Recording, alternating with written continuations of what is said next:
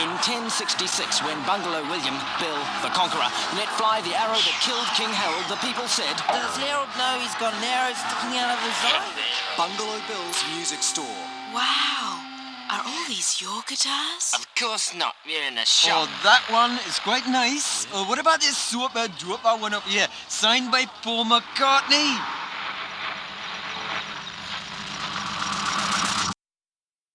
My name is Bungalow Bill.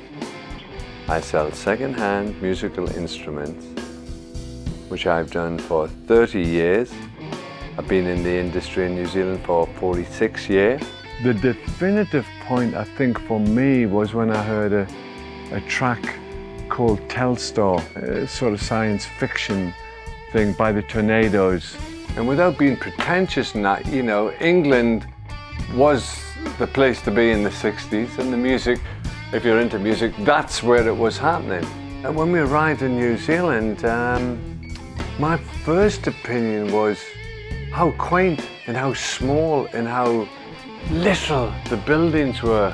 So what my wife and I, what Pam and I did, we embraced it. We loved it.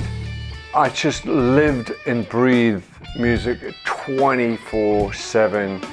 If we go to parties, it might have been at my wife's work do, and the only thing she ever asked was, please don't talk about guitars all night.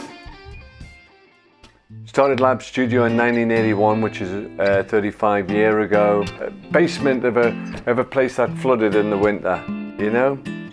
So we used to have a sort of a tongue-in-cheek thing, cheap rates at high tide, you know, bring your own flippers, you know?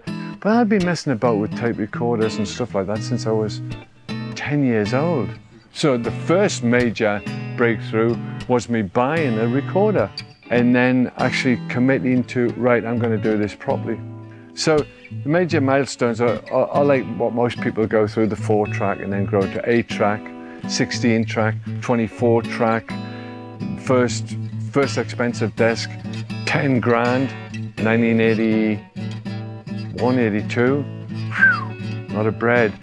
They were all fucking terrifying financially. And I mean, you'll hear me in this conversation talk about Pam, and that's a support of your wife, you know, or your partner, and I couldn't have done it without that, you know. You know, in life, when you're a kid and that, you're very lucky if you know what you want to do. Very lucky if you know what you want to do. And me, like most kids, did not know what I wanted to do, but later on reflection, I've got the original tape recorder I bought when I was about 10 or 11 years old, and was always messing about with stuff like that. And then I started playing bass guitar at probably about 16 or somewhere like that.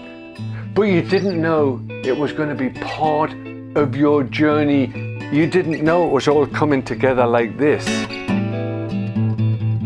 If you get to do what you want, and you manage to keep, and I can't say this enough, if you manage to keep your relationship together, your partner or your wife, and you manage to be a good mum or a good dad, and you scrape a living together, does it get any better? All I'm doing is, at the moment, is I'm living in this fantastic now. The grandson, my wife, my 2 girls, Ollie down here is fantastic, doing the shop, I'm loving it. What amount of money would make you give it up? Nothing. Not a sodden thing. And I'm always saying this, it doesn't get much better, folks. Now. Family.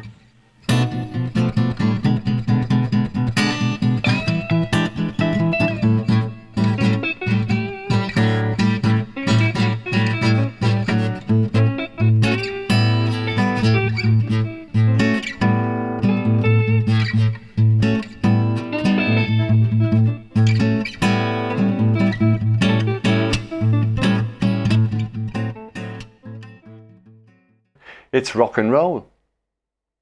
Cut.